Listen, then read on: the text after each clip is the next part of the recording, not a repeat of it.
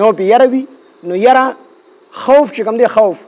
دا د خپل ځان د پاره د یری د پاره راځي چې سړی د خپل ځان باره کې یریږي نو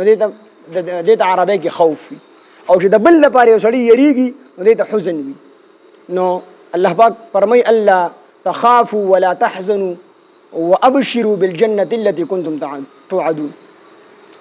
چې کله انسان مرګي پرشته و ترش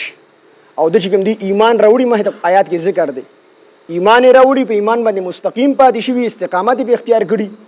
نو چې کله دا کس مړ کیږي نو پرشته راشي هغه ته زیری ورکړي رومبه خو ته یو پرشته راځي او د جنت زیری وته ورکړي جنت کې ته قسمه قسم نعمتونه خي بیا ودی الله تخافوا مې یریږي د خپل ځان بارګي مې یریږي مخه د ستاده پر جنتونه دي خوشاله دي نعمتونه دي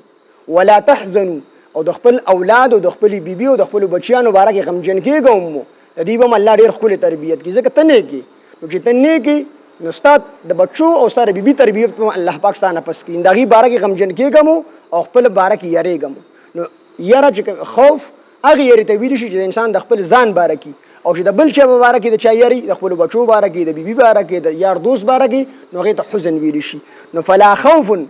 پس هیڅ خوف بنوي یره بنوي علیهم په دوی باندې ولا هم يحزنون او نه بدی د بل چا بارګي غمجن وي والذین ها کسان کفروا چې انکار وکړو وکذبوا او دروغ وګڼل بیااتنا زمون آیاتنا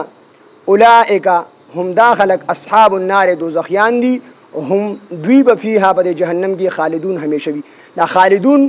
دا رد په يهودو باندې يهودو به وي چې موږ د پیغمبرانو اولاد یو